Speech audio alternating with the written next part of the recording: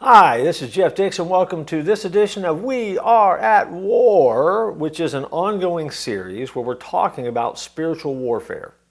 It's an important topic in the world that we live in, understanding that battle that takes place between good and evil and how we fit into that.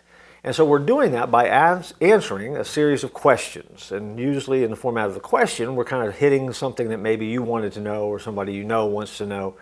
And this becomes a good reference point to go back and give them an answer. And so the question we want to deal with today is simply this. Is Satan a god? Is Satan a god? Well, we know what Scripture says. Satan is a fallen angel. He was cast out of heaven. But the Bible, as strange as it seems, says that Satan is a god. Here's the important part. It's God with a lowercase g.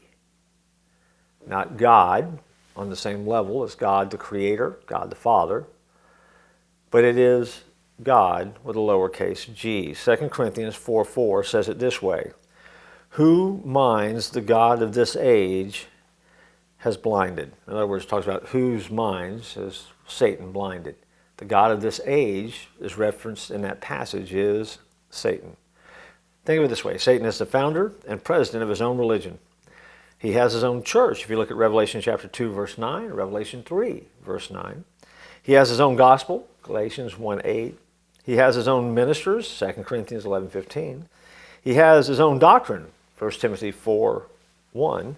And he has his own communion table and his own cup, 1 Corinthians 10:20 through 21.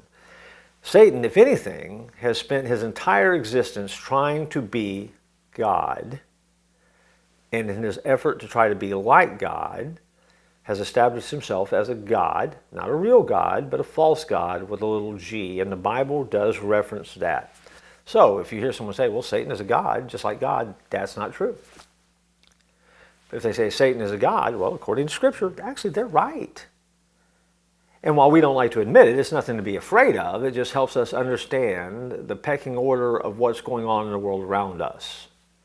And so hopefully that will help you as we think about the fact that we're at war. And it's a spiritual war between good and evil. And you're on one side or the other, whether you chose to be or not. You're there.